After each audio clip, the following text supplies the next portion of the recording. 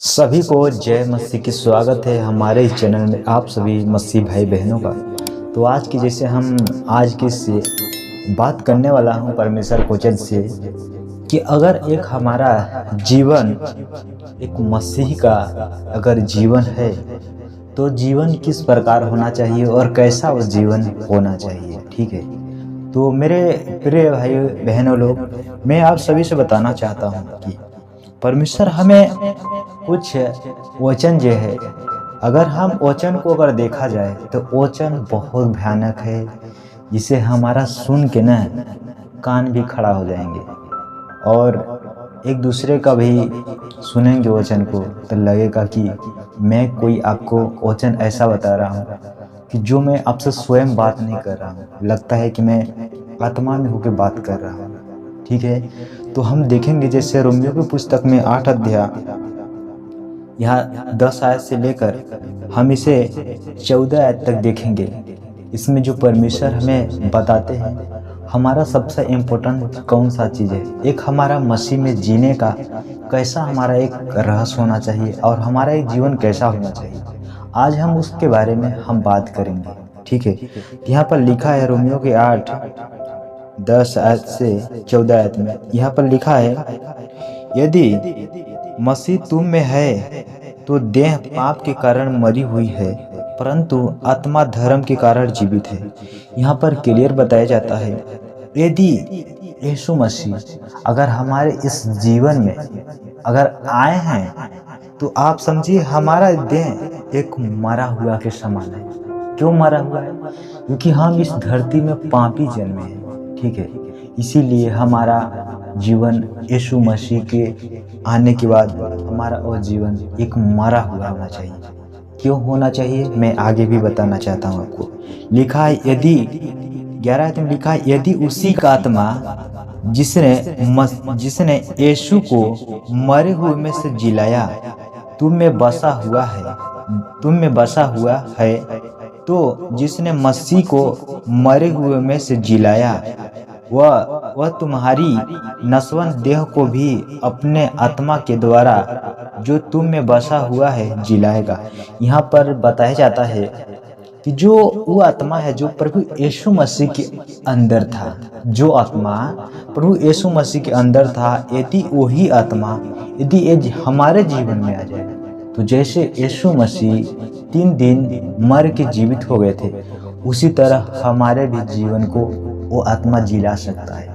उसके पास इतना सामर्थ्य है कि अगर हम मर भी गए तो वो आत्मा जो यीशु मसीह में था वो आत्मा हमें भी जिला सकता है, वो जीवित रख सकता है। ठीक है, तो हमें भी अगर जब हम उसके स्वभाव के जैसे बनेंगे तब वो आत्मा हमारे जीवन में कार्य करेगा और वही हमें जिलाएगा, नहीं तो कभी ऐसा नहीं हो सकता है।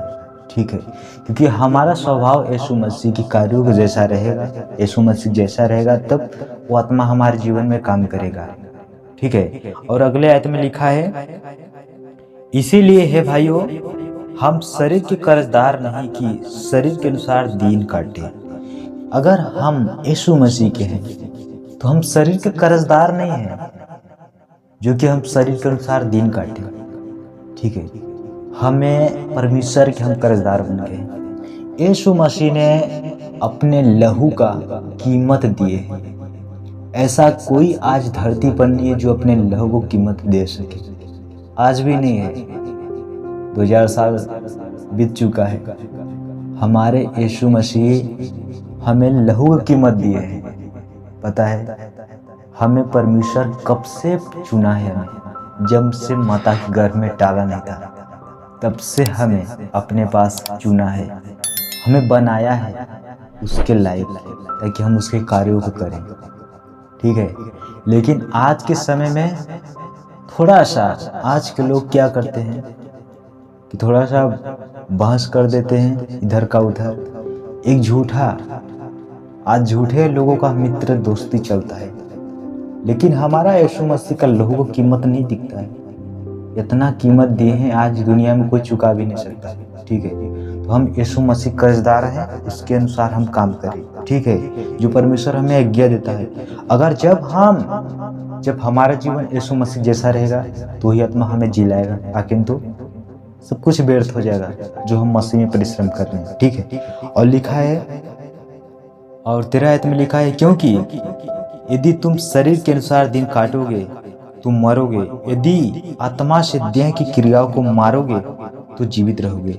यहाँ पर साफ लिखा है, यदि हम शरीर के अनुसार दिन काटेंगे तो मरेंगे, यदि हम आत्मा से देह की क्रियाओं को मारेंगे तो जीवित रहेंगे। वो कौन सा शरीर के क्रिया है, कौन सा वो आत्मा की क्रिया है? अगर हम इनको जाने तो अच्छे रीति से इसका मतलब क्या होता है।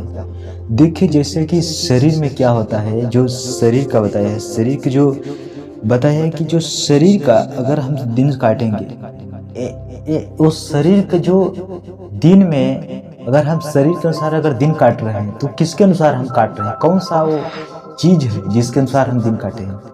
धन दौलत, पैसा रुपए और एक दूसरे का प्यार मोहब्बत की कार्यों में दिन काट रहे हैं। झूठा, सब व्यर्थ। मैं इन चीजों को सब फेक मानता हूँ। जो चीज है ना, ये सब फेक है। क्यों है ये फेक? क्योंकि आपको ना सिर्फ उसमें उलझा रहा है, मतलब आपको फंसा कर रखना चाहता है। ये चीजें जो आपको चीज मिलने वाला है ना यीशु मसीह पास, वो ना मिल सके। पता है आपको ना, क्योंकि मरने के बाद सब कुछ खत्म हो जाएगा। इस धरती पर न आपके दादा दादी रहे न और कोई रिश्तेदार आपके। जब आप यहाँ पर से अगर आप मर जाएंगे जिस दिन, आपका रिश्ता भी खत्म हो जाएगा उसी दिन से खत्म हो जाएगा। इसीलिए मेरे मसीह भाई बहनों, क्रिया जो है यही है, झूठा लव।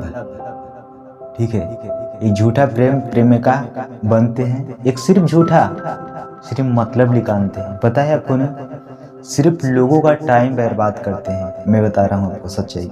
ठीक है, इसीलिए परमेश्वर बोलते हैं 14 आयत में लिखा है, इसीलिए कि जितने लोग परमेश्वर की आत्मा के चलाए चलते हैं वही ही परमेश्वर के पुत्र हैं। परमेश्वर के आत्मा के अनुसार अगर चलाए जाते हैं वही ही परमेश्वर के क्या है? पुत्र हैं। परमेश्वर का आत्मा ये नहीं कहता है कि हमें किसी चीज का लालच करना चाहिए, किसी चीज का अभिलाषा करना चाहिए। हमें तो उस परमेश्वर के राज के बारे में अभिलाषा करना चाहिए जो परमेश्वर हमें देने के लिए तैयार है।